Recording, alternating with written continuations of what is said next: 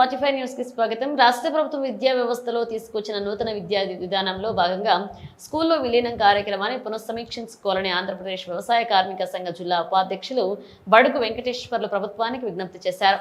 హనుమంతునిపాడు మండలం కోటగుండ్ల గ్రామంలో దళితవాడ స్కూల్ దగ్గర భారత విద్యార్థి ఫెడరేషన్ ఎస్ఎఫ్ఐ ఆంధ్రప్రదేశ్ వ్యవసాయ కార్మిక సంఘ ఆధ్వర్యంలో ధర్నా నిర్వహించారు. ఎస్ఎఫ్ఐ నాయకులు పాండు అధ్యక్షతన ధర్నా ఏర్పాటు చేయడం జరిగింది. ఈ సందర్భంగా ఎస్ఎఫ్ఐ నాయకులు మాట్లాడుతూ పేద విద్యార్థులకు చదువులను సులభతరంగా దగ్గరగా చేయాల్సిన ప్రభుత్వం పేదలు నివసించే ప్రాంతాల్లో స్కూల్ కుదించడం, తరగతులను వధించడం తగదన్నారు. ఈ కార్యక్రమంలో పాల్గొన్నారు. బడుగు వెంకటేశ్వర్లు మాట్లాడుతూ మండలంలో 15 స్కూళ్లు విలీనం చేయగా ఇందులో 12 దళితవాడకు చెందిన ఉన్నాయన్నారు. వ్యవసాయ కూలీలు రోజువారీ కష్టం చేసుకునే పేదలకు ఉపాధి లేక కుటుంబాలను వదిలి సుదూర ప్రాంతాలకు పనిచేయగలిగే శక్తి ఉన్నటువంటి వ్యక్తులు వలసలు పోతే ఆ కుటుంబంలో ఉన్నటువంటి మహిళలు, వృద్ధులు నివాస ప్రాంతంలో అందుబాటులో ఉండే స్కూళ్లకు పిల్లలను చదివించుకుంటూ వాళ్ల వలన పాలన చూస్తున్నారని తెలిపారు. ఇప్పుడు ప్రభుత్వ తరగతులు విలీన కార్యక్రమాన్ని చేపట్టడం వల్ల మోడల్ స్కూల్ పేరుతో 3వ తరగతి నుండి 5వ తరగతి వరకు దళిత పీటలను ఉన్న స్కూల్ తొలగించి గ్రామంలో ఇతర ప్రాంతాలకు స్కూల్ తరలించడం వలన చదువులకు విద్యార్థులు దూరమయ్యే పరిస్థితి ఏర్పడిందన్నారు. దళిత వాళ్ళు ఉన్నటువంటి స్కూల్ను రద్దు చేయాలన్నటువంటి ఒక దుర్మార్గమైన ఆలోచనతో చేసినటువంటి నిర్ణయం ఇది. రెండోది, గ్రామంలో ఉన్నటువంటి పేదలంతా కూడా వ్యవసాయ కూలీలు. ఉదయం లేస్తే కాయ కష్టం చేసుకొని బతకాలి. ఇక్కడ పిల్లల్ని తీసుకెళ్ళి స్కూల్లో దించొచ్చి లేదా స్కూల్ నుంచి తీసుకొచ్చుకునే పరిస్థితి లేదు. కాబట్టి ఇళ్లలో ఉన్న స్కూల్లో అయితే పిల్లలు చదువుకోవడానికి ఇబ్బంది లేకుండా ఉంటుంది.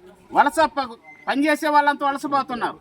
గ్రామాలలో ముసలోళ్ళు ఉండి పిల్లల్ని ఇండ్ల దగ్గర నుండి చదివించుకుంటున్నారు. అంటే దళితులు చదవకూడదు, దళితులు ఇళ్లలో దళితుల గ్రామపేటలలో స్కూళ్ళు ఉండకూడదు.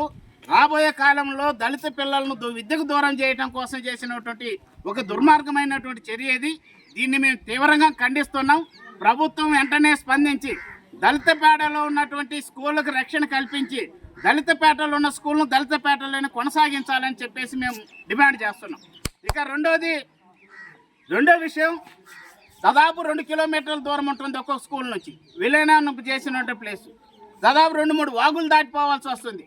ట్రాఫిక్ నిరంతరం ఆటోలు, వెహికల్లు తిరుగుతున్నాయి. పిల్లలు ఏ బండి మీద పడ్డా కూడా ప్రమాదం. అంటే పిల్లల భవిష్యత్తును దృష్టిలో పెట్టుకోకుండా కేవలం ఇక్కడ ఉన్నటువంటి అధికారులు, రాజకీయ నాయకులు చెప్పినటువంటి మాటలని దళితపేటల్లో స్కూళ్ళన్నీ కూడా విలీనం చేసేటువంటివి ప్లాన్ చేస్తున్నారు. ఈ నిర్ణయాన్ని వెనక్కి తీసుకోకపోతే అవసరమైతే దళితులందరినీ సమీకరించి మండల కేంద్రంతో పాటు జిల్లా కలెక్టర్ కార్యాలయం దగ్గర కూడా ఆందోళన చేస్తామని చెప్పి హెచ్చరిస్తున్నాం.